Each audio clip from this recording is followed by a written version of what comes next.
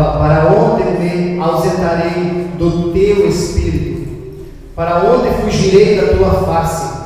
Se subo aos céus, lá está. É o que a música, é a palavra de Deus, nós estamos cantando a palavra de Deus. Se subo aos céus, está. A mão do Senhor está. Aqui agora, esse louvor que a gente canta com consciência que é a palavra de Deus, Ele está. Em todos os momentos, quando amanhece, no fim do dia, Ele está. Deus está. Quando amanhece, Deus está. No fim do dia, Deus está. Deus está. Conhece tudo.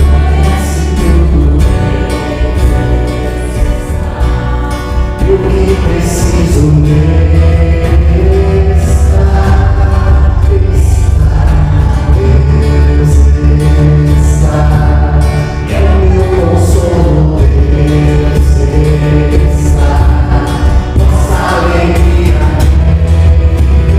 está. Se eu for ao céu, mais profundo do mar, e quando está, eu posso ver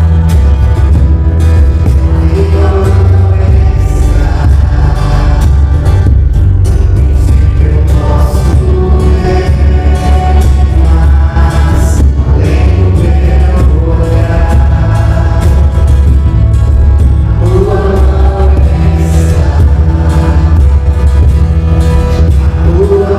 além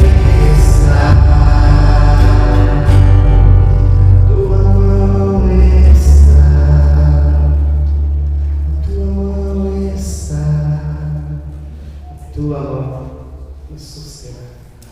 Esse Deus que faz essa promessa, e Ele é fiel, então Ele cumpre, porque Ele é imutável, independente do que você faz, do que eu faço. Ele nos alcança e nos conduz com a sua mão. Mas aquele que foi alcançado, a resposta que nós devemos dar a esse Deus é tudo, tudo. É esse Deus que nos guarda com sua mão poderosa. Nossa resposta a Ele é tudo, é nos entregar em louvor e adoração a nossa vida, gastar nossa vida aos seus pés, porque Ele é que tem o poder para salvar, somente Ele. Todos necessitam de um amor perfeito.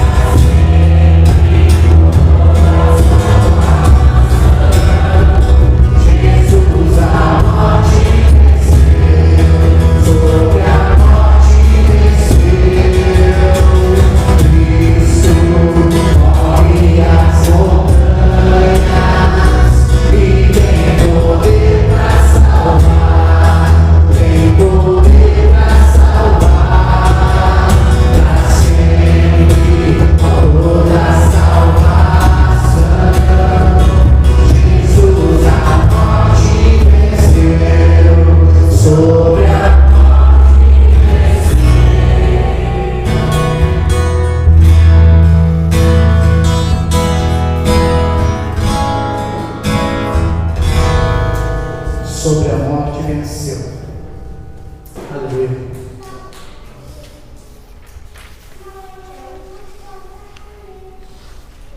Você crê?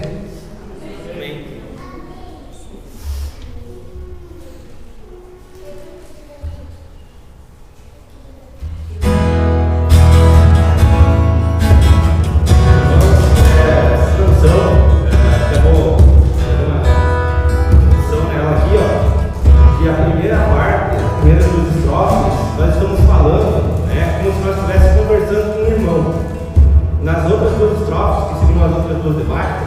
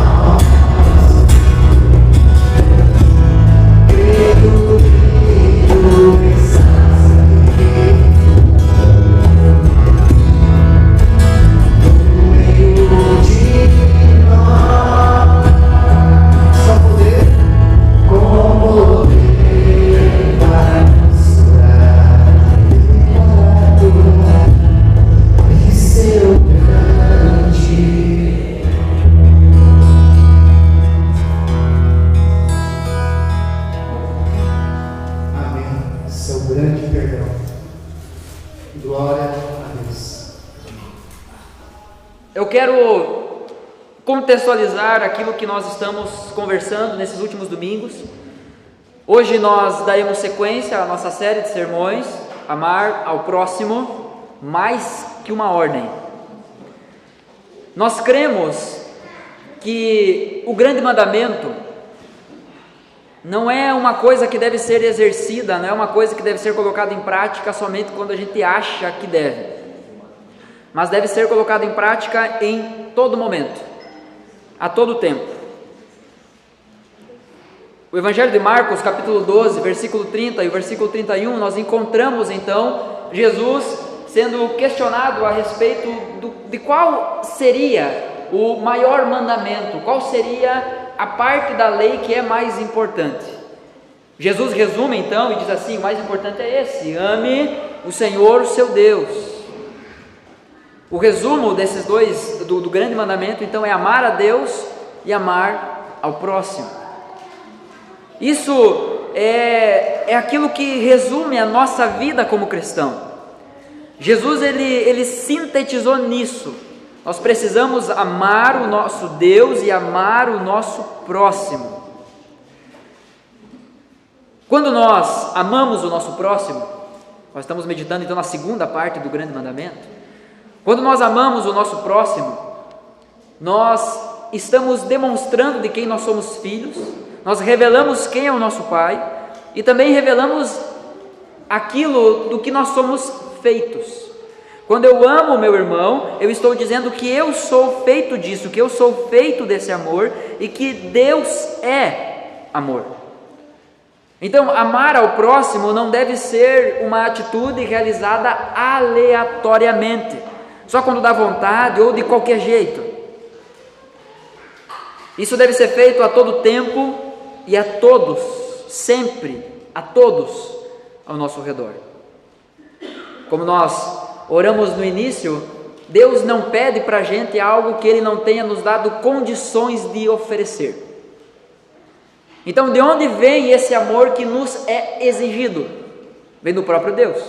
Deus é amor. Deus é amor. A Bíblia nos ensina, na carta de Paulo aos Romanos, que o Espírito Santo, ele encheu o nosso coração com amor, e esse amor ele precisa transbordar, ele precisa alcançar outras pessoas. Então, não é simplesmente sobre eu obedecer uma ordem, eu tenho que amar o meu próximo porque Deus disse que eu tenho que amar meu próximo. Não, eu tenho que amar meu próximo porque eu não consigo não fazer isso. Você pega um copo d'água, você bota ele embaixo da torneira e liga a torneira. O que vai acontecer com o copo? Ele não tem escolha, ele vai transbordar, ele não consegue parar. Ao menos que a torneira seja fechada, ele vai continuar transbordando e molhando tudo aquilo que está ao redor. Então, sugiro que você quer tirar a prova, faça isso dentro de uma pia. Agora, a fonte desse amor é infinita. Deus é amor. E nós já aprendemos em outro momento que Deus é infinito, Deus é eterno, Deus é perfeito no seu amor. Então, Ele não cessa de nos amar e de derramar o seu amor sobre nós. Logo, também nós não podemos e não devemos parar de amar os nossos irmãos. Se é possível a gente parar de amar o nosso próximo, então é possível Deus parar de nos amar. Ou nós não estamos recebendo dessa fonte. Talvez o amor que a gente julga ter, o amor que a gente julga oferecer, seja uma faceta do amor de Deus e não o amor que Deus tem para nos dar. Seja um amor manchado pelo pecado. Bom, o desejo do nosso coração como igreja é amarmos o nosso próximo não simplesmente porque é uma ordem, mas porque nós somos feitos disso. Nós somos feitos de amor. Amém? No final, eu espero que você dê um amém mais forte para essa verdade. Tiago, capítulo 5. Hoje nós iremos falar sobre um mandamento recíproco. Lembre-se, nós estamos falando sobre aqueles mandamentos que servem para gerar relacionamentos verdadeiros em nosso meio. Eu já disse em outro momento que essa série ela será dividida em algumas sessões, em algumas categorias. E essa primeira, nós estamos falando sobre mandamentos que geram relacionamentos verdadeiros em nosso meio. Quais são esses que a gente já viu? Amem uns aos outros, acolham uns aos outros, saúdem uns aos outros, cuidem uns dos outros, suportem uns aos outros, sujeitem-se uns aos outros. E hoje então, confessem os seus pecados uns aos outros. Então eu não vou falar disso porque você veio, eu vou falar disso porque já estava planejado por Deus para que esse assunto fosse tratado hoje. Então se alguma coisa que eu falar assim, você desconfiar que é para você, é porque é. Porque Deus trouxe você aqui para ouvir isso. Não se preocupe, você não é tão especial assim para eu escrever um sermão só para você. Eu creio que é o Espírito Santo aplicando a palavra dele aos nossos corações. Tiago capítulo 5, versículo 16, então, somente ele diz o seguinte: portanto, confessem os seus pecados uns aos outros e orem uns pelos outros, para que vocês sejam curados. Muito pode, por sua eficácia, a súplica do justo. Esse texto, por enquanto. Feche seus olhos, vamos orar ao Senhor. Senhor Deus e Pai, nós estamos aqui diante da Tua presença, ainda que o nosso corpo esteja lutando contra o frio, nós queremos que o nosso coração seja aquecido pela Tua palavra. Queremos, ó Deus, sair daqui essa noite e enquanto estamos aqui essa noite, sermos aquecidos pela Tua presença, pela Tua instrução às nossas vidas. Pai, fala conosco, por favor, em nome de Jesus, fala conosco, desperta-nos, nos impulsiona para vivermos aquilo que o Senhor tem para nós, e para vivermos como igreja aquilo que o Senhor tem para nós, mas para vivermos individualmente também, na nossa vida pessoal, o que o Senhor tem para nós. Em nome de Jesus, eu creio na Tua palavra, eu creio no poder da Tua palavra, eu creio que a Tua palavra é viva e eficaz. Portanto, desde já eu te agradeço por aquilo que o Senhor fará essa noite. Em nome de Jesus, amém. Amém. Quem aqui gosta de cozinhar? Não estou perguntando se gosta de comer, gosta de cozinhar. Alguém, por favor, verifique esses nomes, vai anotando aí para a gente escolher aonde a gente vai depois do culto. Pode baixar a mão. Eu gosto da cozinha, eu não gosto de cozinhar. Já falei isso em outro momento. Mas por muito tempo na minha vida, por eu não gostar de cozinhar, então eu dizia que não sabia cozinhar. Eu não vou fazer essa pergunta para não constranger ninguém, né? Porque tem gente que gosta de cozinhar, mas não sabe. Tem esse problema. A pessoa gosta de cozinhar, mas não sabe. Não é por falta de vontade ou por falta de desejo de fazer o bem, né? Às vezes é por não saber mesmo. Eu conto isso volta e meia. Nós tínhamos uma vizinha de apartamento e quando a gente chegava em casa e sentia no corredor aquele cheiro de arroz queimado, a gente falava: ó, o arroz da fulana, porque sabia que era ela que estava fazendo arroz. Hoje é uma cozinheira de mão cheia, glória a Deus. Mas por muito tempo, eu quando morei com a minha tia antes de casar, saí de casa então para casar, né? Casei e saí de casa, eu não sabia cozinhar. Eu trabalhava o dia inteiro, estudava à noite, e a minha tia não trabalhava fora, então ela cozinhava. E como eu não gostava de cozinhar, eu também não tinha o desejo de aprender. E aí eu casei. Glória a Deus que a minha esposa gosta de cozinhar. Só que eu arranjei outro problema, porque eu também não gosto de lavar louça. E ela também não gosta de lavar louça. Mas a gente, homem, tem que estar disposto a dar vida pela esposa, né? Então a louça não é nada, a gente vai lá e enfrenta. Amém, irmãos? Agora, A nossa rotina nos 4 anos de faculdade foi bem apertada, foi bem ajustada, foi muito corrido. Eu trabalhava o dia inteiro, estudava à noite, quase pelos 4 anos da faculdade. A Ana, muitos dias, passava o dia inteiro em Cruz Alta, onde ela fez a faculdade dela, na UERGS. E muitas vezes ela chegava em casa, já era passado das 11 da noite. E aí ela chegava e não tinha comida pronta. E aí tinha que fazer a dita comida. E aí estava lá o bonitão, né, desde as 10 já em casa, mas não sabia nem fritar um ovo, não sabia fazer um arroz. E aí? Percebe como muitas vezes a gente descansa no fato de não gostar de alguma coisa ou de não saber fazer alguma coisa, e a gente descansa e também não se interessa muito em aprender a fazer aquilo. Tem coisas que a gente precisa fazer, a gente gostando ou não. Tem coisas que é necessário você aprender a fazer, você gostando de fazer ou não.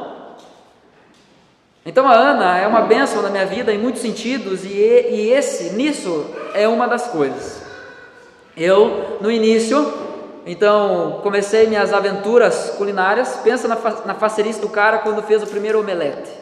Eu estava realizado. Tem uma foto, inclusive, lá na galeria, lá das lembranças, lá uma foto de eu fazendo um omelete, que não tinha queimado, né? Então, louvado seja Deus por essas pequenas coisas, que facilitam e muito a vida do casal, a vida adulta, né? No início, a minha preocupação é que a gente não morresse de fome. Então eu, por um lado ou por outro, conseguia fazer isso. Às vezes a gente não comia tão faceiro, comia grato, né? Senhor, obrigado pela comida, mas assim, o gosto não era lá aquelas coisas. No início a gente não morria de fome. Depois, de vez em quando, já dava uma alegria. Hoje, quando eu faço comida, a Ana já fica faceira. Então, olha só, que bênção.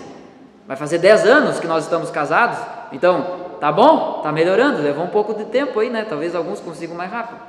Mas imagina só, se em todo esse tempo eu ficasse naquela, eu não gosto de cozinhar, eu não sei cozinhar, eu não fui feito para cozinhar. Talvez a nossa vida a dois seria muito mais difícil.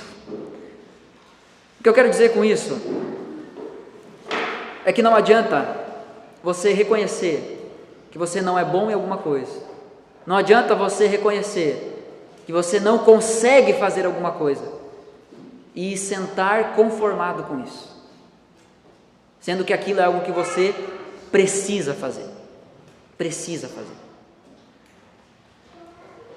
Certa vez, num aconselhamento, um cara disse assim para mim: pastor, eu estou orando, pedindo a Deus para que eu seja o sacerdote da minha casa, o líder do meu lar. E aí eu disse para ele: meu irmão, tu está orando errado, porque tu está orando por uma coisa que tu já tem. Tu já é o líder do teu lar, tu já é o sacerdote do teu lar. A questão é que hoje tu é um sacerdote ruim, a questão é que hoje tu é um líder ruim para a tua família.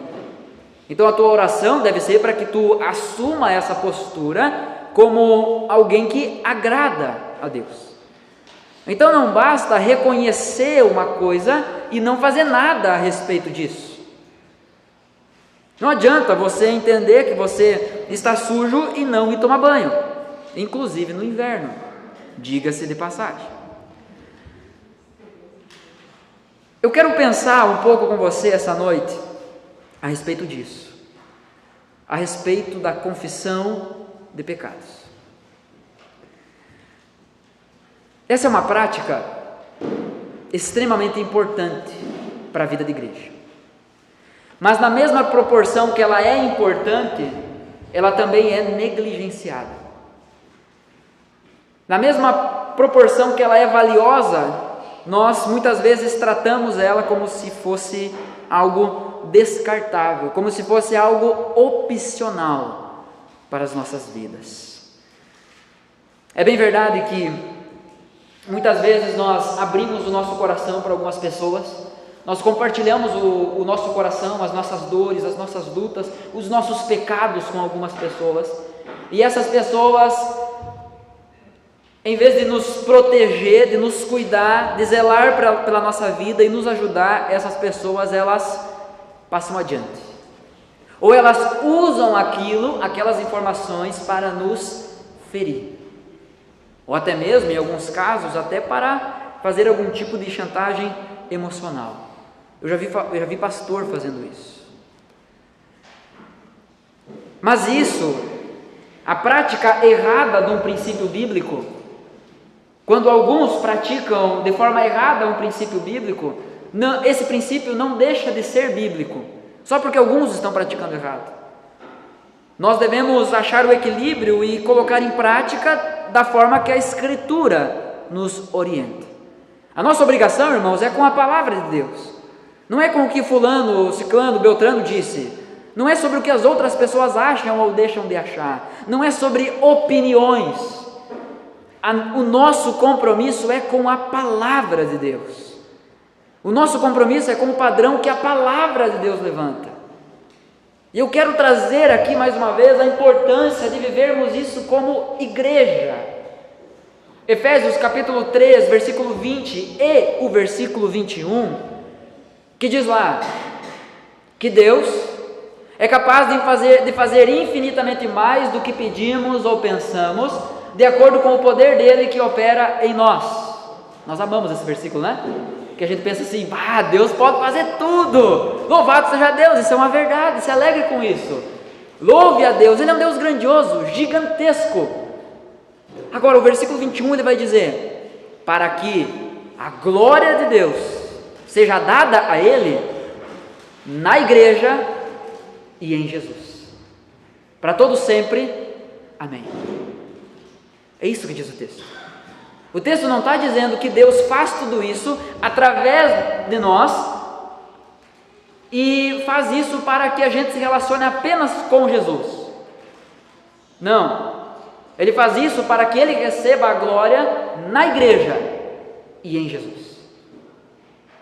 Na igreja e em Jesus. Você conseguiu entender isso? É na igreja e em Jesus. Se você quer um Jesus sem igreja, você está muito mais perto do folclore do que do cristianismo. Dentro do folclore existe um personagem chamado Mula Sem Cabeça. E ainda você ficou só com a cabeça.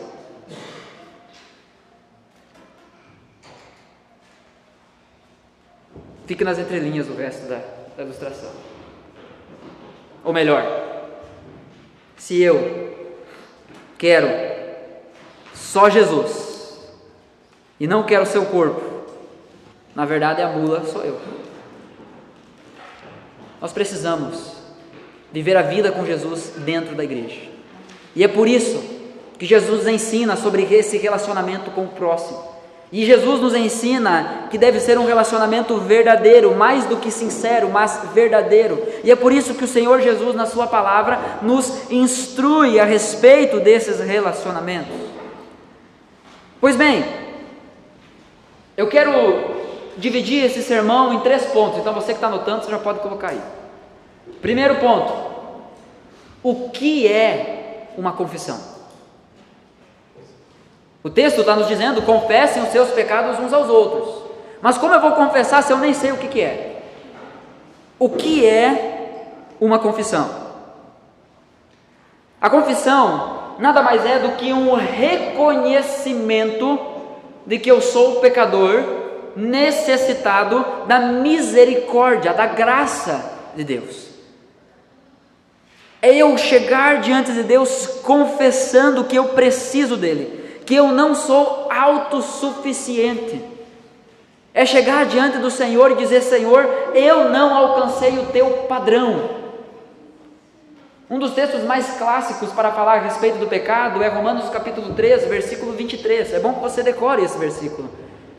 Que diz que todos pecaram e estão destituídos ou separados da glória de Deus. Carecem da glória de Deus. Quem tem a NVT, a Bíblia Nova Versão Transformadora, eu gosto muito como a NVT traduz esse texto, porque ela diz que todos pecamos e não alcançamos o padrão da glória de Deus. A presença de Deus, a comunhão com Deus, o relacionamento com Deus tem um padrão. E nós não alcançamos esse padrão. É por isso que Jesus veio e morreu por nós. É por isso que logo em seguida o apóstolo Paulo, na mesma carta, em Romanos capítulo 6, no versículo 23, ele vai dizer que o salário do pecado é a morte, mas o dom gratuito de Deus é a vida em Cristo Jesus. Escrevendo aos Gálatas, capítulo 2, versículo 20, ele vai dizer que eu já fui crucificado com Cristo e agora já não vivo mais eu, mas Cristo vive em mim. E a vida que agora eu vivo na carne, essa vida que eu vivo hoje aqui na terra, eu vivo pela fé no Filho de Deus, que morreu e se entregou por mim. Eu confesso ao Senhor que eu sou um pecador. Eu confesso ao Senhor que eu sou um necessitado. Eu confesso ao Senhor que eu sou um miserável, imerecedor da graça de Deus. Eu quero pedir que você abra o nosso texto base essa noite. Será apenas esse versículo, tá? Mas nós vamos passear por outros textos. Eu quero convidar você a abrir a sua Bíblia, por favor, em Lucas capítulo 18. O Evangelho de Lucas capítulo 18.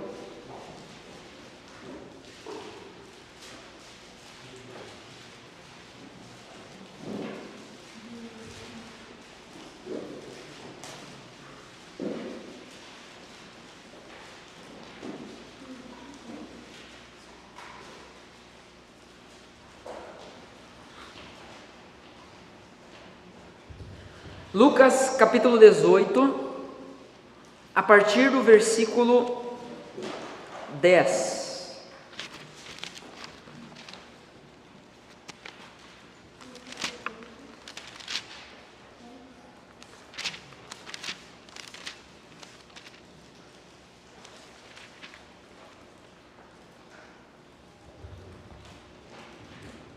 Obrigado, irmão. Lucas 18, a partir do versículo 10. Aqui nós temos Jesus contando uma parábola, e diferente das outras parábolas, que às vezes é difícil da gente entender, essa aqui a gente tem que se parar muito assim de louco para não entender o que Jesus está querendo dizer.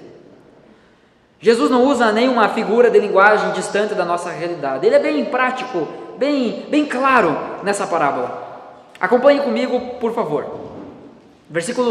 Capítulo 18, versículo 9, então, diz assim: Jesus também contou essa parábola para alguns que confiavam em si mesmos.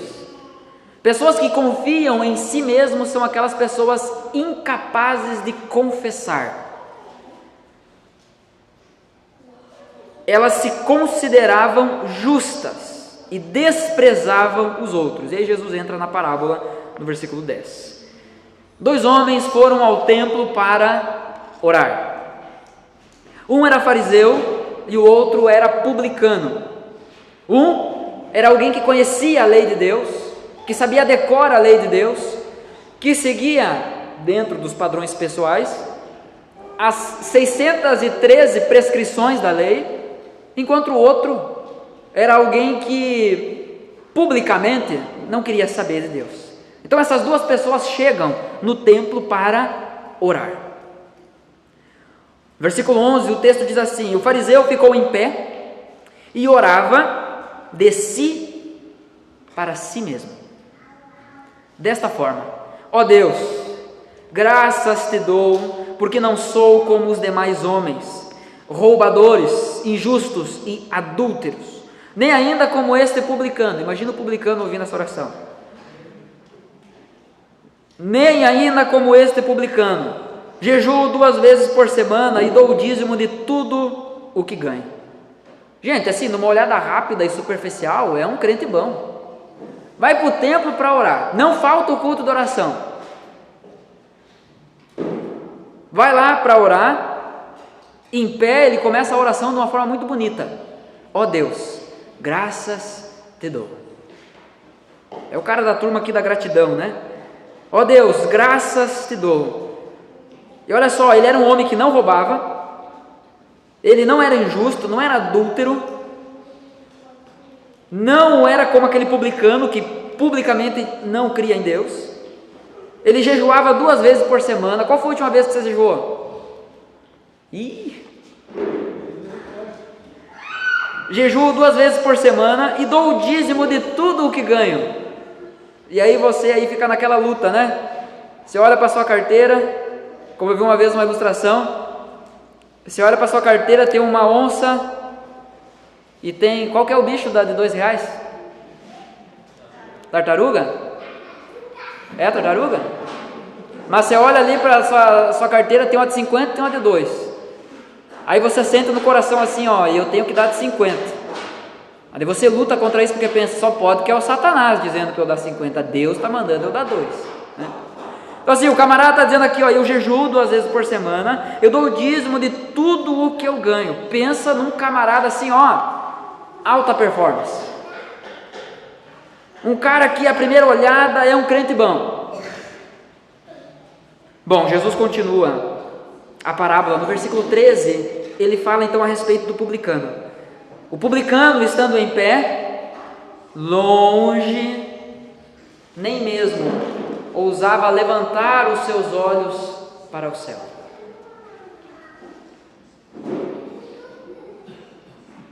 Ele batia no seu peito, dizendo: ó Deus, tem pena de mim. Algumas traduções vão dizer: tem misericórdia de mim.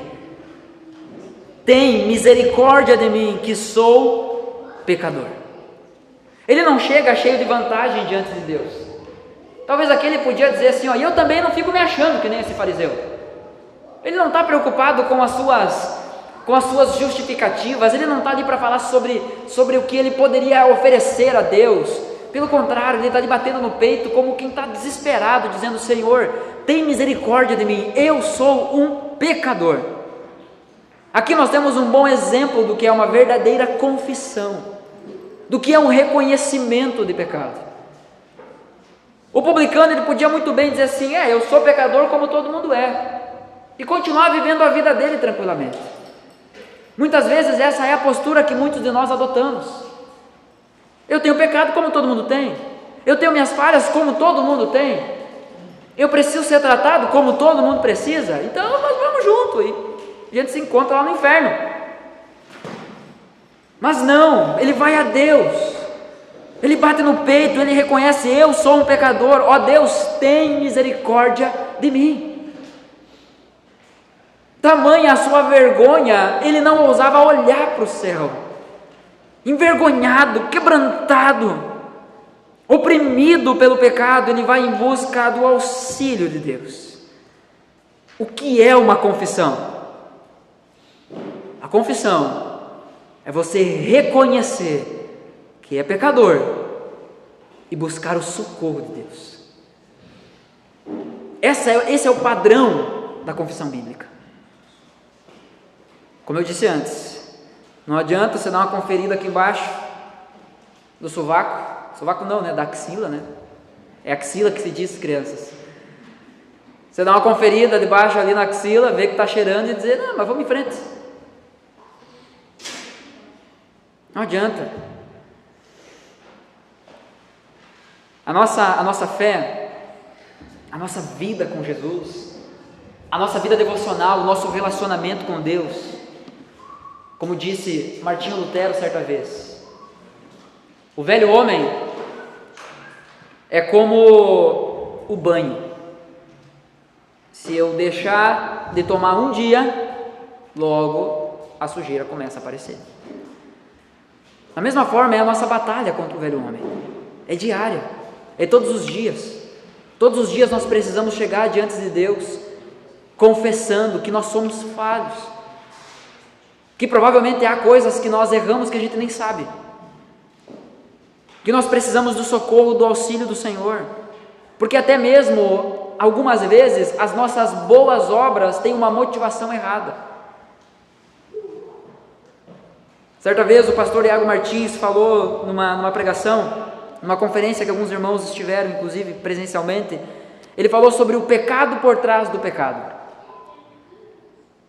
Às vezes a gente acha que, não, isso aqui é só uma coisinha, Todo mundo erra nisso, todo mundo peca nisso. Mas por trás desse pecado tem um outro pecado muito maior. Você não se arrepende, você não busca ajuda, você não confessa a Deus. Então aqui, nessa parábola, Jesus conclui dizendo no versículo 14: digo a vocês que este, o publicano, desceu justificado para a sua casa, e não aquele, o fariseu. Porque todo o que se exalta será humilhado, mas o que se humilha será exaltado. O que confessa será perdoado, o que se justifica será condenado. Abramos mão, irmãos, das nossas justificativas, que nada mais são do que desculpas esfarrapadas para permanecermos em nossos pecados de estimação. Que a nossa postura essa noite seja de chegar diante de Deus com uma verdadeira confissão: Senhor, eu sou pecador. Assim como Pedro, afundando, talvez no último brado de fé, deveríamos também gritarmos, bradarmos: Senhor, salva-me, me ajuda, porque eu estou me afogando. A minha fé já não é mais a mesma, a minha vida devocional já não é mais a mesma, eu estou me afogando. O resultado para uma confissão genuína, verdadeira, é uma só: é perdão. Porque a verdadeira confissão, ela envolve arrependimento. Jesus, nessa parábola, ele diz que um saiu justificado dali, um saiu vivendo de forma diferente dali, um recebeu o perdão de Deus e assim então capacitado para viver uma vida diferente. Então, em primeiro lugar, nós precisamos entender o que é uma confissão. Em segundo lugar, nós precisamos entender para quem confessar.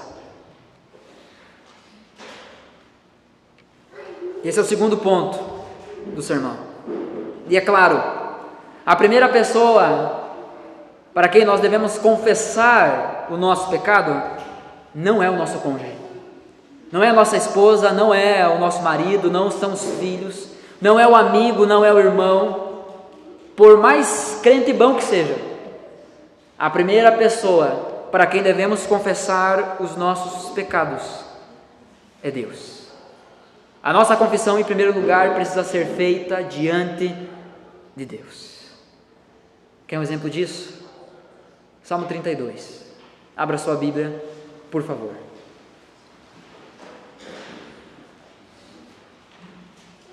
É um salmo escrito pelo rei Davi.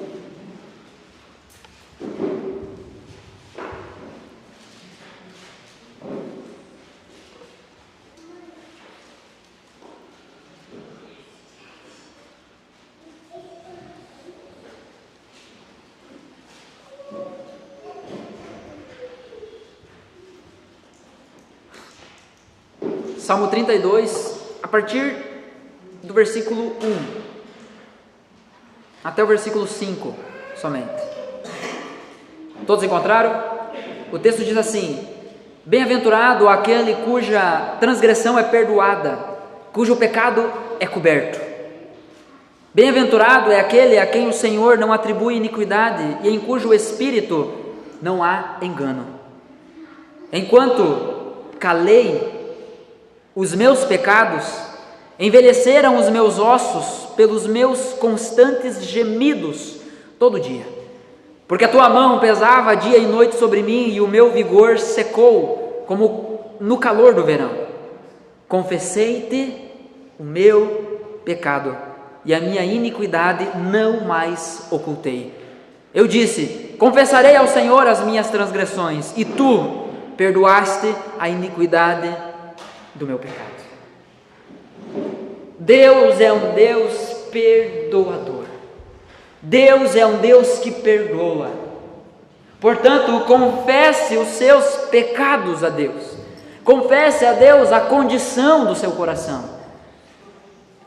Pare de se esconder. Porque como nós cantamos uma música baseada no Salmo 139, lá além do horizonte, no canto mais distante, não lembro a letra ao certo agora, mas lá a tua mão também está, lá o Senhor também está. O próprio Davi sabia disso, porque é ele que escreve o Salmo 139, onde ele diz: não adianta eu subir o mais alto que eu puder, lá o Senhor está. Não adianta eu fazer a minha cama no mais profundo abismo, lá também o Senhor está. O Senhor me cerca por trás, pela frente, quando eu me sento, quando eu me levanto, quando eu descanso, quando eu trabalho, ali o Senhor está. Ele levanta uma pergunta que nós deveríamos ter mais temor ao responder. Ele diz: Senhor, para onde poderia eu fugir do Teu Espírito? Se em todo lugar o Senhor está e está por inteiro. Que atitude tola é escondermos os nossos pecados de um Deus que sabe todas as coisas. Que atitude tola é correr de um Deus que está em todos os lugares. Que atitude tola é tentar vencer com a nossa própria força as nossas lutas, tendo um Deus que é o Todo-Poderoso e pode todas as coisas. Que é um Deus que pode fazer infinitamente mais daquilo que pedimos ou pensamos. E olha o privilégio, de acordo com o poder que atua em nós. Que atitude tola é essa? De ficar ocultando os nossos pecados, de deixar de chegar a Deus com os nossos pecados, confessar diante dele a condição do nosso coração. Irmãos,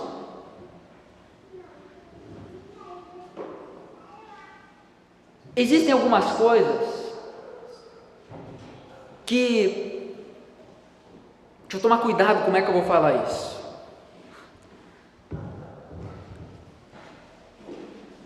Existem algumas coisas que a gente resolve com remédio.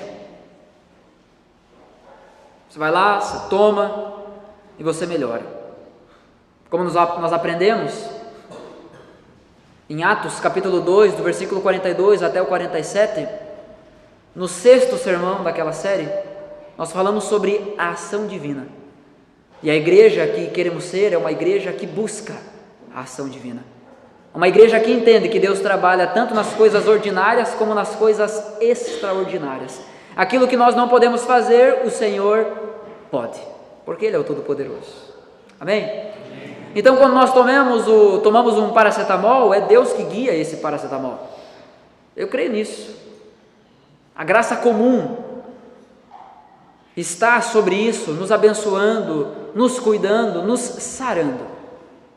Então, em última análise, nós sempre somos curados por Deus. Mas há algumas dores, há alguns problemas que nós enfrentamos que são causados pelos nossos pecados. Percebe a aflição que o salmista Davi está enfrentando aqui. Ele diz: enquanto eu ocultava do Senhor, não que Deus não sabia, mas enquanto eu vivia de uma forma tola, ocultando do Senhor o meu pecado, eu estava adoecendo por dentro, eu estava sendo corroído por dentro. Talvez o salmista Davi não dormia, não comia, não conseguia trabalhar, enquanto ele não tratou com o pecado. Não adianta a gente tentar achar um jeitinho ou outro para lidar com os nossos pecados. Você sabe qual é o contexto que o salmista escreve esse salmo? É após ele ter sido exortado pelo profeta Natã, depois de ter adulterado com Batseba, e ainda por cima ter orquestrado a morte de Urias. É interessante que o profeta Natã chega para Davi e conta ali uma historinha, e diz assim: o que você faria se um homem muito rico tivesse muitas ovelhas, e aí o vizinho dele tem uma só? Aí vai esse homem rico, rouba a ovelha lá daquele que tem um só e mata para poder dar uma janta para os amigos. Aqui é a NVT, a nova versão do Tito, tá? Eu estou sintetizando a história. Quando o profeta Natã pergunta isso para o rei Davi diz assim: esse cara tinha que morrer, imagina, ele tinha 100 e vai roubar uma do outro. Natã, com toda a autoridade do Espírito de Deus, bota o dedo na cara do rei e diz assim: esse homem é tu. Tu mereces a morte. A Bíblia é muito polida, é claro. Mas eu acredito que essa conversa foi um pouco mais longa do que isso. E aí então, sendo confrontado com o seu pecado e constrangido por Deus, Davi chega diante de Deus e diz: enquanto eu ocultei o meu pecado de ti, eu estava morrendo por dentro. Eu não tinha paz, eu não tinha descanso. Perceba, muitas vezes nós somos como Davi. Após pecar, nós não tratamos o pecado diante de Deus. Após pecar, a gente trata como se fosse uma coisa nada a ver, como se fosse uma coisa pequena, como se, porque todo mundo está fazendo, então é normal, então eu posso fazer, esse é o padrão. Não, esse não é o padrão é a Bíblia, é a palavra de Deus. Davi tenta esconder seu adultério, Davi tenta legitimar o seu adultério, Davi, de certa forma, é o responsável pela morte de Urias, e ainda Davi mantém a pose de que gente que faz isso tem que morrer, sem entender que era ele que merecia isso. Será que muitos de nós também não adotamos essa postura algumas vezes? Será que também não somos lisos, ligeiros como Davi para achar uma desculpa? Certa vez eu ouvi a seguinte frase: quem é bom de argumento é ruim de arrependimento. Quando somos confrontados a respeito do nosso pecado e a gente já vem cheio de mas, por isso, entretanto, todavia, não é bem assim, é que tu não me entende, é que isso, é que aquilo, talvez a via do arrependimento para o nosso coração está muito obstruída, ela precisa ser limpa, ela precisa ser rasgada para o sangue de Cristo verter ali mais uma vez. E isso só acontece quando nós chegamos diante de Deus e pedimos: Senhor, está sujo aqui dentro, limpa isso de novo, apara as arestas mais uma vez. A decisão de Davi é: confessarei o meu pecado ao Senhor, e tu perdoará a iniquidade do meu pecado. Eu tenho certeza que é isso que você quer essa noite, eu tenho certeza absoluta que é isso que você quer, você quer sair daqui essa noite sendo perdoado por Deus a respeito dos teus pecados. Mas o que nem todos estão dispostos a fazer é de confessar que são sujos, que nas nossas mentes passam coisas vergonhosas, que as nossas motivações muitas vezes são feias, fedem. Quanto mais nós nos escondermos, mais nós vamos fechando o nosso coração. Para quem confessar? Em primeiro lugar, para Deus, porque o nosso problema é com Ele. O problema é que muitos de nós fomos treinados, muitos de nós estamos acostumados a sentar o bumbum na cadeira e não ouvir o sermão. Você vem para a igreja, você ouve, mas você não escuta. É por isso que Jesus diz: aquele que tem ouvidos para ouvir, ouça. A gente tem ouvidos, mas não ouve. E aí a gente quer viver aquilo que Deus tem para nós. É por isso que muitos de nós estamos doentes espiritualmente. É por isso que muitos de nós estamos apanhando, estamos sendo subjugados pelo pecado. Agimos ainda como se fôssemos escravos do mundo, da carne e de Satanás, como diz Efésios capítulo 2. Muitos de nós não andamos de glória em glória, mas de derrota em derrota. Não é graça sobre graça. Muitos de nós já viemos para o culto preparado para não ouvir. Muitos de nós viemos para o culto preparados para esquecer aquilo que foi falado. Quer um exemplo? Se você diz assim: eu gravo melhor as coisas anotando, então por que você não está anotando? Se você diz assim: não, eu gravo melhor as coisas ouvindo, então por que você fica levantando para ir no banheiro, para tomar água, fica prestando atenção no celular.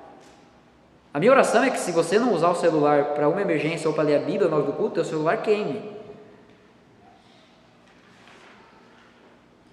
Muitas vezes nós viemos para o culto preparado para esquecer. Então nós precisamos confessar a postura do nosso coração diante de Deus. Em primeiro lugar, então, o que é uma confissão? Em segundo lugar, para quem confessar? Dentro disso, em primeiro lugar para Deus e depois para um cristão maduro, para um irmão maduro, mais maduro do que você, de preferência. Perceba comigo que o Senhor Jesus diz em Lucas capítulo 6. Abra sua Bíblia, por favor, Lucas capítulo 6.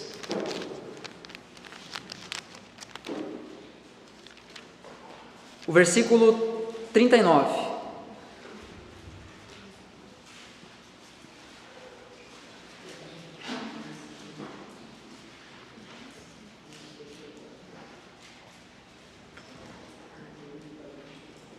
Lucas capítulo 6, versículo 39 até o versículo 42 diz o seguinte: Jesus lhes contou também uma parábola.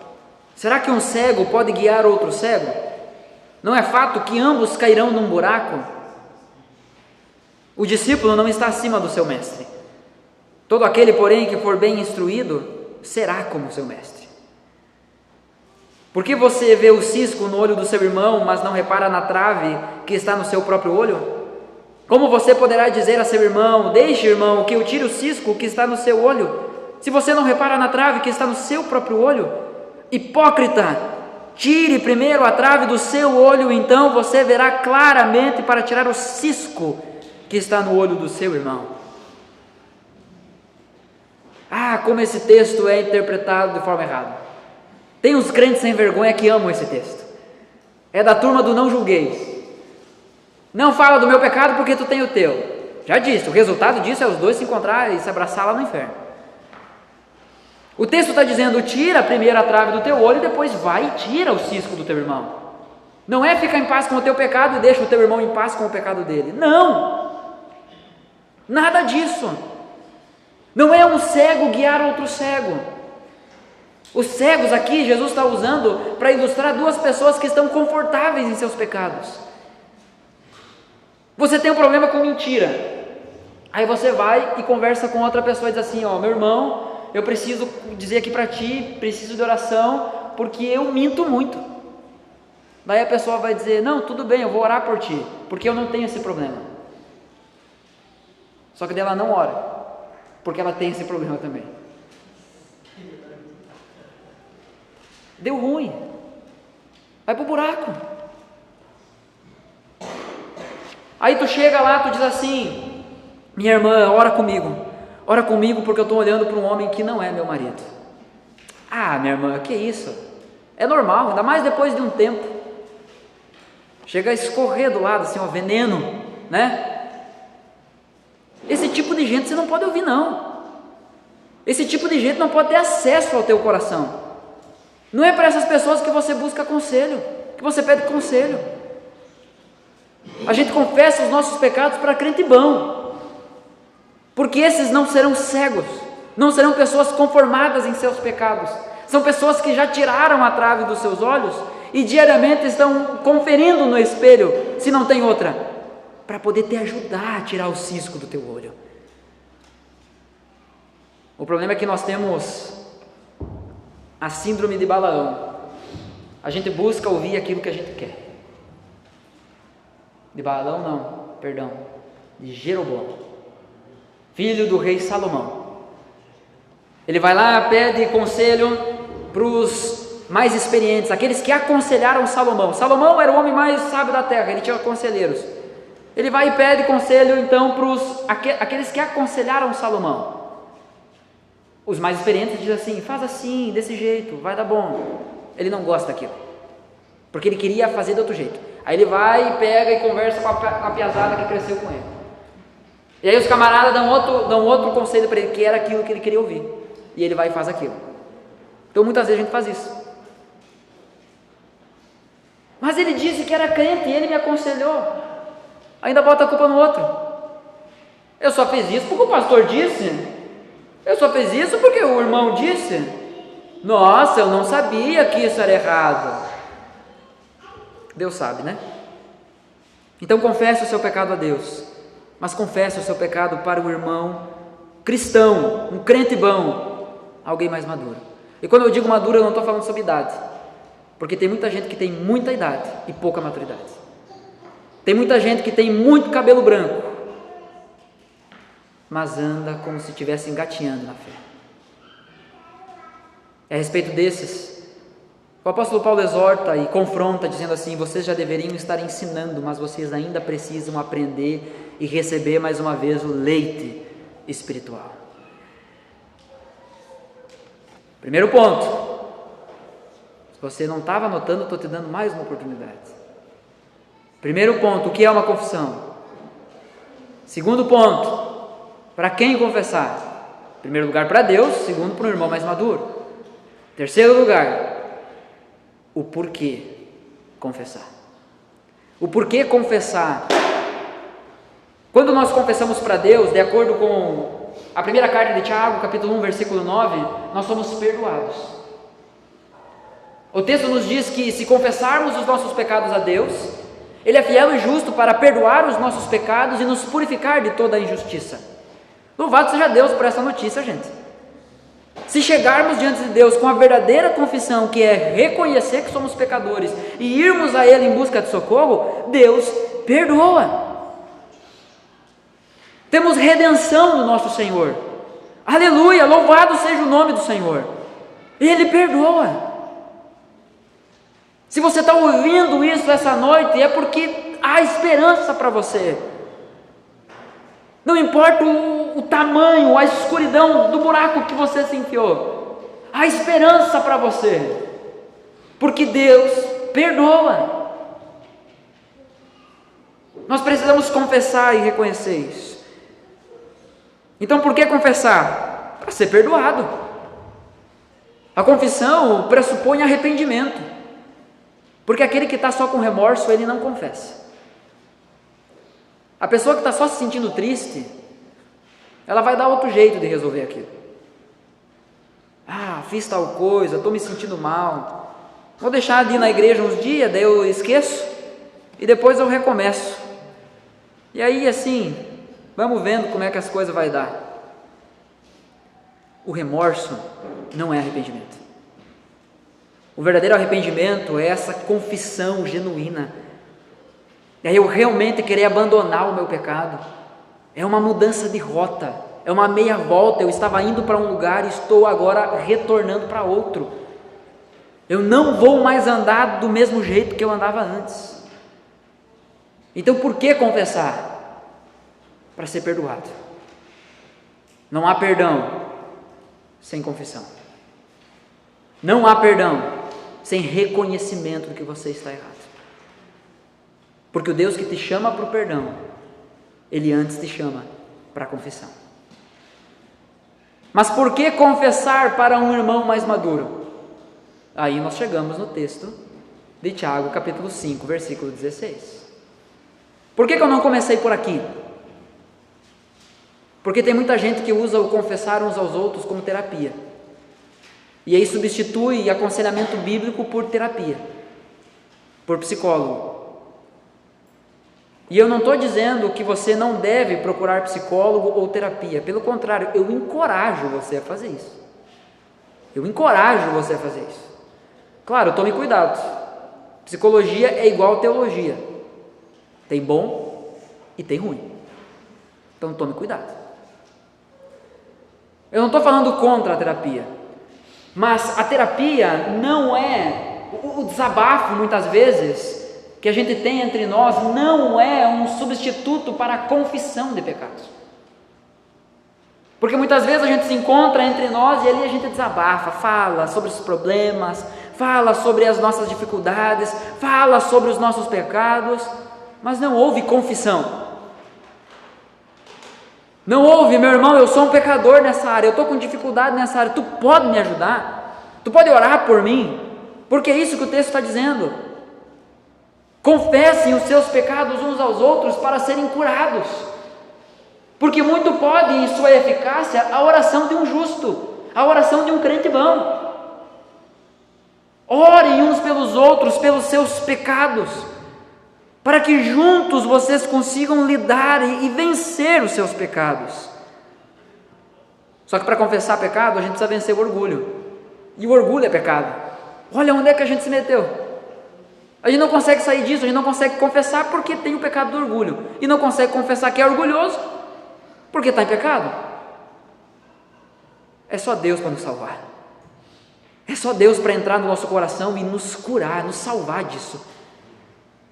A nossa oração muitas vezes deveria ser: Senhor, salva-me de mim mesmo, porque Satanás não é o teu pior inimigo, é você mesmo. A Bíblia nos ensina que nós somos tentados pelos nossos próprios maus desejos. A função de Satanás é apenas proporcionar o meio para você pecar. Nós somos como se fosse um grande tanque de gasolina. Satanás só acende o fósforo. Mas só o fósforo sem a gasolina não explode nada. É que nós somos maus. Nós precisamos confessar isso a Deus, e precisamos confessar isso aos nossos irmãos. Perceba, o texto está dizendo: confessem os seus pecados uns aos outros. Não é que nós vamos fazer uma fila aqui então, e hoje no final do culto só vai participar da ceia quem confessar o pecado. Então pode vir, começa a Fran, depois o Leandro. A gente não sai daqui hoje, não vamos embora. Até porque se a gente for fazer isso de verdade, a gente nem termina a metade da igreja. Não é isso que o texto está mandando fazer. O que o texto está mandando fazer também não é você se confessar como um sacerdote. A igreja apostólica católica romana, ela ensina esse princípio, de que você deve se confessar ao padre, ao sacerdote. E o padre naquele momento, então, ele é um meio de graça, ele é representante de Deus, e ele te perdoa em nome de Deus. E depois da tua confissão, ele dá uma penitência. Então você precisa reparar o erro, ou você precisa fazer umas rezas para você receber o perdão. Não é isso que o texto está dizendo. A Bíblia nos ensina que o Senhor Jesus Cristo, Ele abriu um novo e vivo caminho até o céu. Nós temos livre acesso a Deus. Quando a Bíblia fala em 1 João que todos nós somos sacerdotes de Deus, é isso que quer dizer. Que nós não precisamos de um atalho, nós não precisamos de um meio campo, nós não precisamos de alguém que leve a gente a Deus. Jesus fez isso, a estrada está aberta e a gente vai. Então o texto não está mandando você falar com alguém, com um sacerdote, com um líder religioso, para então você receber o perdão de Deus. Não é isso. Porque o perdão você recebe de Deus, confessando para Deus. Mas deixa eu te fazer uma pergunta. Você quer ser curado do seu pecado?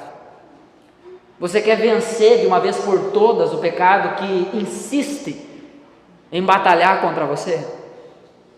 Você quer vencer esse pecado? Você quer abandonar esse pecado de uma vez por todas? Então você precisa confessar o seu pecado para o seu irmão.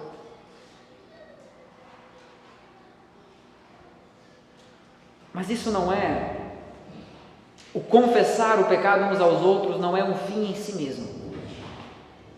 Confessar os pecados uns aos outros é um meio para a cura.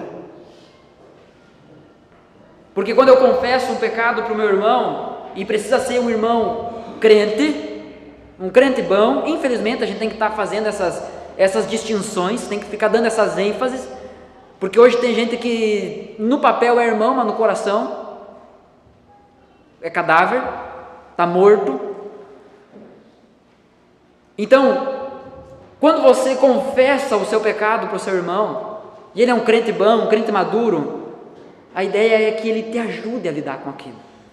Ele vai orar por ti, ele vai rogar a Deus pela tua vida, e ele vai caminhar contigo, ele vai te ajudar a lidar com aquele pecado, Ele vai sofrer junto contigo as consequências daquele pecado. Ele vai te aconselhar biblicamente a respeito daquele pecado. E vocês vão vencer juntos esse pecado. Em outro momento, dentro dessa série, lá na frente, nós iremos falar sobre a importância de carregar, de dividir os fardos, de carregar as cargas uns dos outros. Está ligado a isso aqui? Não pense que você vencerá o seu pecado sozinho. Você precisa confessar a Deus e você precisa confessar ao seu irmão. Essa confissão de pecado ao seu irmão, ela deve ser objetiva, ela deve ser clara, ela deve ser direta. Não é que você vai chegar e dizer assim, então, tal dia, tal hora, aconteceu assim, assim, assim, assim, assim, assim, assim, assim, assim, assim. Não precisa. Meu irmão, nessa área eu pequei. Eu preciso ser ajudado nisso, tu pode me ajudar? Ora comigo. Eu vi que tu é alguém que leva Jesus a sério, tu pode me ajudar com isso? Não é que você vai falar para todo mundo na igreja, mas você vai falar para aquele irmão, aquela irmã, talvez aquela família, aquele casal que é próximo. É alguém que exala o caráter de Cristo. Não fale, não abra seu coração para outro cego, porque senão vocês dois vão cair num buraco. É interessante que o contexto de Tiago 5,16 aqui é sobre um camarada que está doente, é sobre um enfermo. Essa perícope, ela inicia dizendo assim, tem alguém de vocês alegre? Então cante. Tem alguém sofrendo? Está alguém doente? Chame os presbíteros, os líderes, os pastores. Não é ficar esperando ele adivinhar, chame alguém capaz de te aconselhar. Como eu disse, isso não é um fim em si mesmo. Alguém está doente, está enfermo, chame alguém capacitado, alguém mais maduro para orar, porque o seu pecado será perdoado e essa pessoa será curada. O que esse texto está nos ensinando? Que existe sim algumas doenças que são causadas pelo nosso pecado. Não é tudo, mas existem algumas doenças, sejam elas físicas, psicológicas, emocionais, mas que são causadas pelo nosso pecado. Talvez era o que o rei Davi estava passando. Algum tipo de depressão ou algo do tipo. Enquanto eu não confessei o meu pecado, eu estava morrendo por dentro. Os meus ossos estavam secando por dentro. O porquê confessar? Para ser perdoado e para ser curado. É para viver uma vida diferente, gente.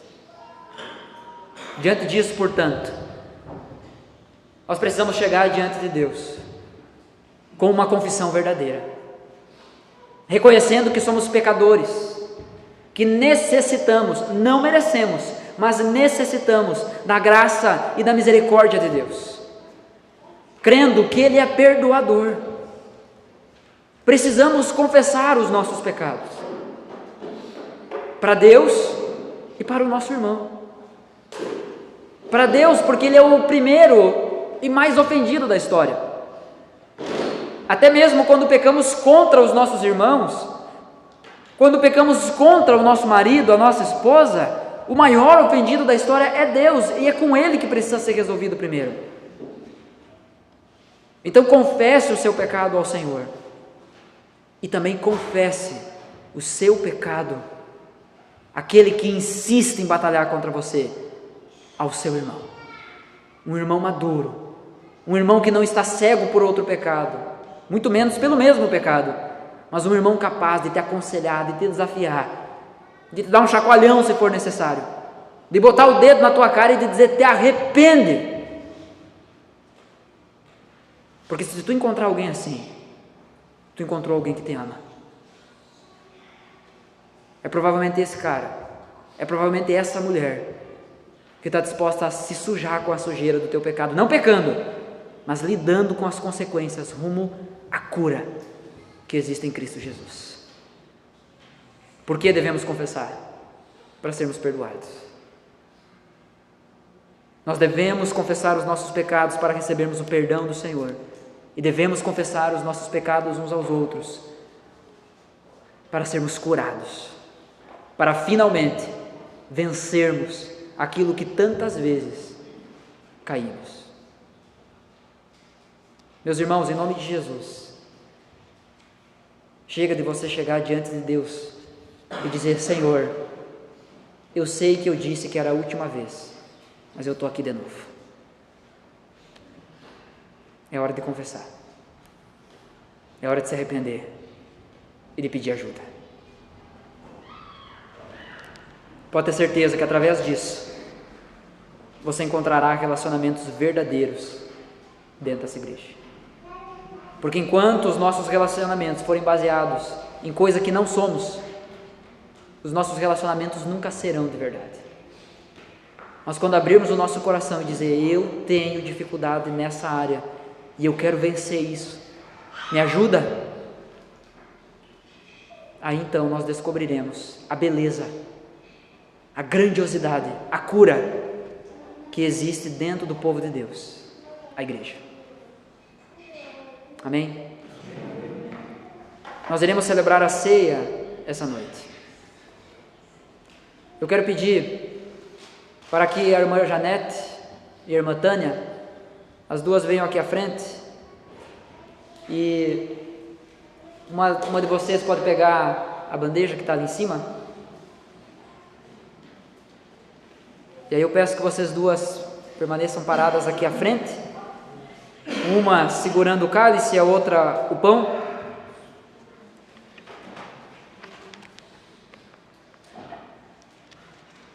Se você deixou para fazer um exame do seu coração só agora, quando eu falei que a gente vai celebrar a ceia, você não entendeu nada do que estava sendo dito aqui. Mas eu quero pensar com você a respeito da instrução que Paulo dá acerca, inspirado pelo Espírito Santo, é claro, mas a instrução que ele dá acerca da ceia. 1 Coríntios capítulo 11, versículo 27, até o versículo 30 diz assim: por isso aquele que comer o pão ou beber o cálice do Senhor indignamente será réu do corpo e do sangue do Senhor. Que cada um examine a si mesmo e assim coma do pão. Examine a si mesmo e não desista de comer o pão. Examine-se a si mesmo e confesse a Deus o seu pecado e coma do pão. Beba do cálice. Mas quem faz isso? Quem bebe e come sem discernir o corpo, come e bebe juízo para si.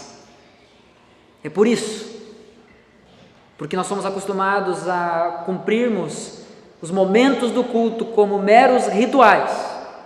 É por isso, diz o versículo 30, é porque nós viemos ao culto e não abrimos o coração para a palavra do Senhor. É por isso que muito logo somos feridos em nosso orgulho e nosso ego e achamos que tudo é pessoal com a gente. É por isso. É porque nós não nos arrependemos dos nossos pecados, não confessamos as nossas dificuldades, não pedimos ajuda. É por isso que há entre vocês muitos fracos e doentes, e não poucos os que dormem.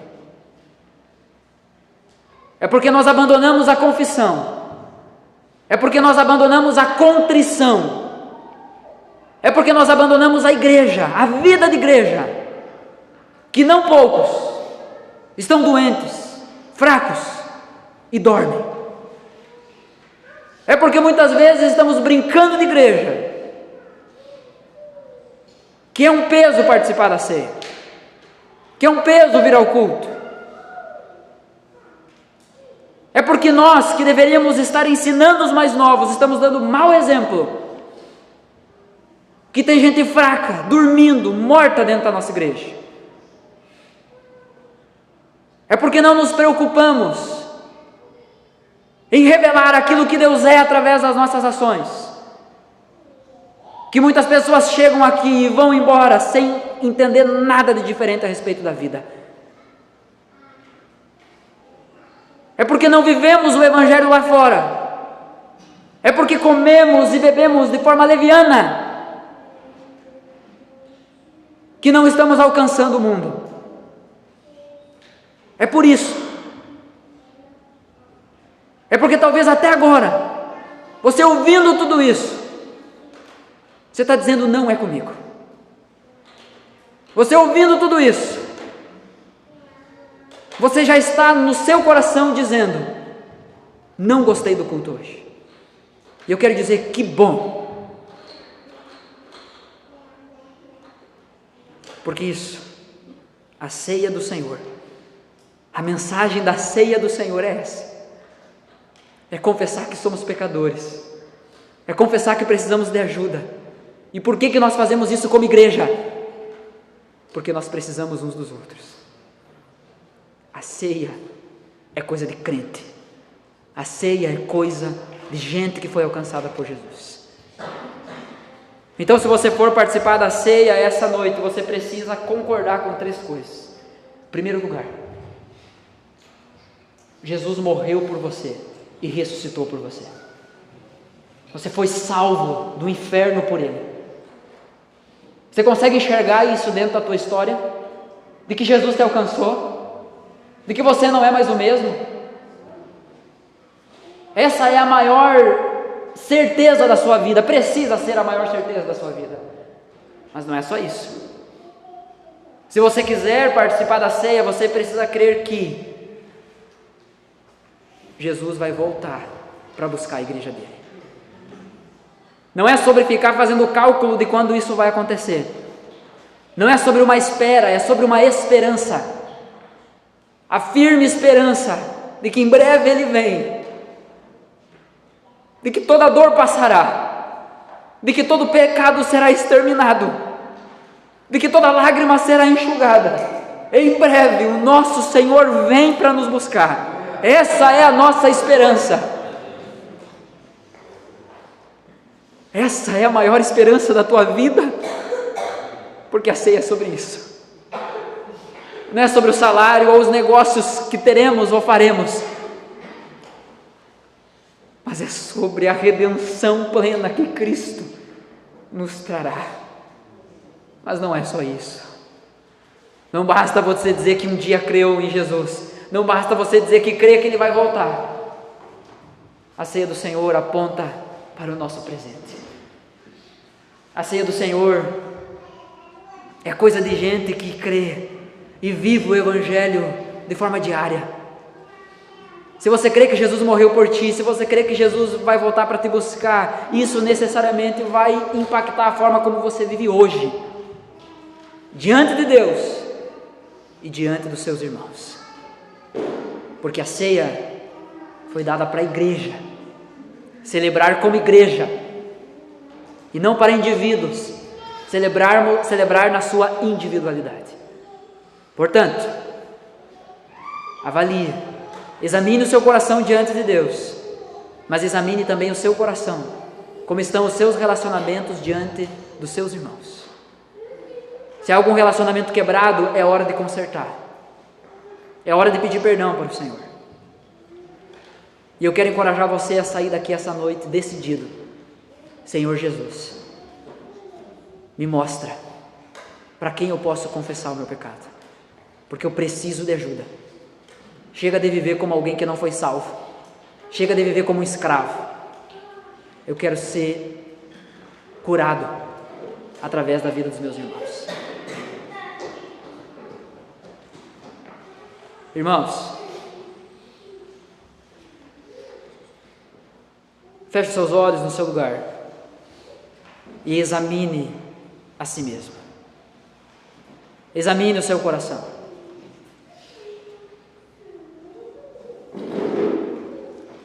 Talvez você esteja se perguntando: eu não sou batizado e posso participar da ceia? A minha pergunta é: por que você não é batizado? Assim como a ceia, o batismo é coisa de crente, as duas coisas andam juntas. Não faz sentido fazer uma sem fazer a outra.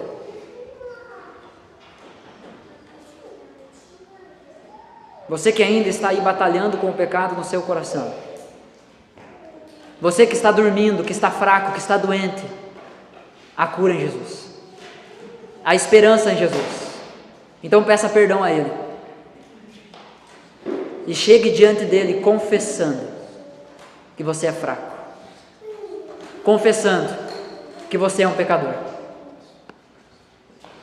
confessando que você precisa dele. E então celebre o perdão de Jesus, celebre a obra de Cristo através da ceia do Senhor.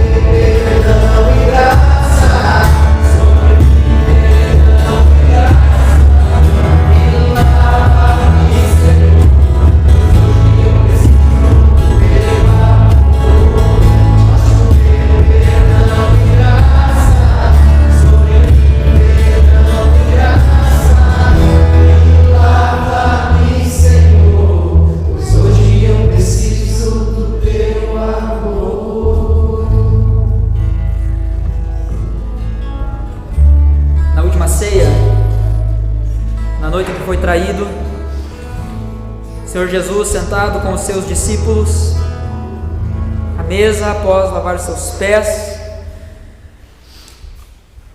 ele pega o pão e ele parte. E ele diz aos discípulos: isso é o meu corpo que é dado em favor de vocês. E esse corpo também foi dado em favor de nós, hoje. Quando nós comemos o pão, nós estamos celebrando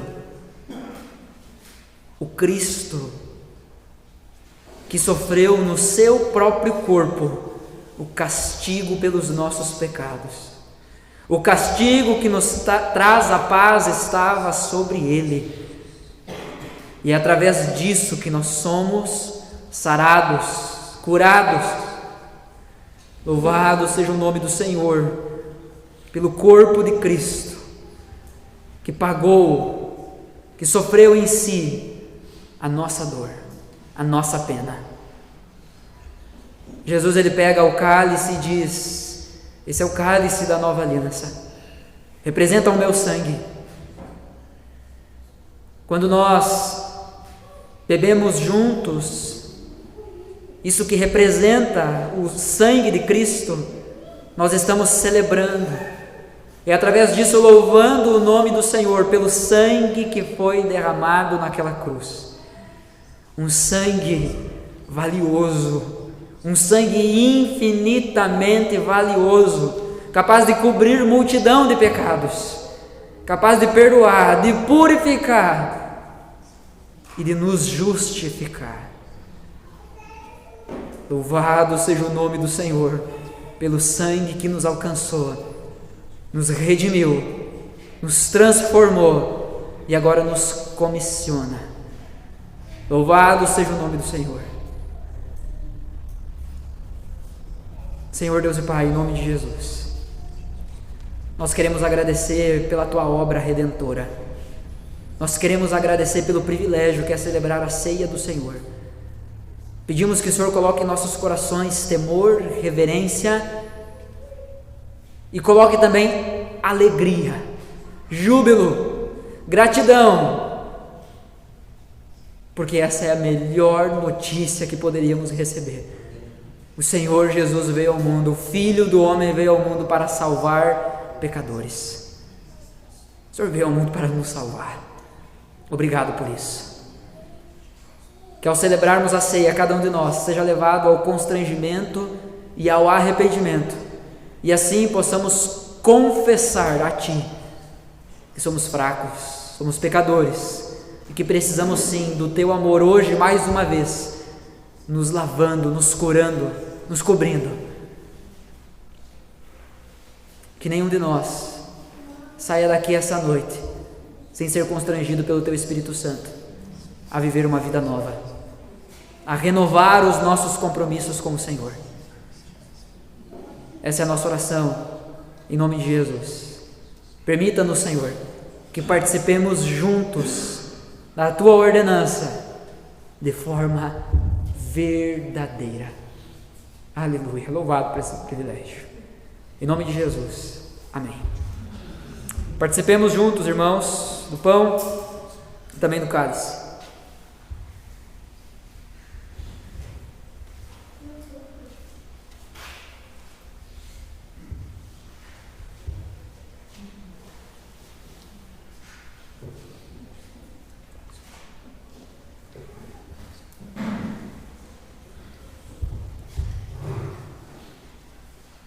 Senhor Deus e Pai,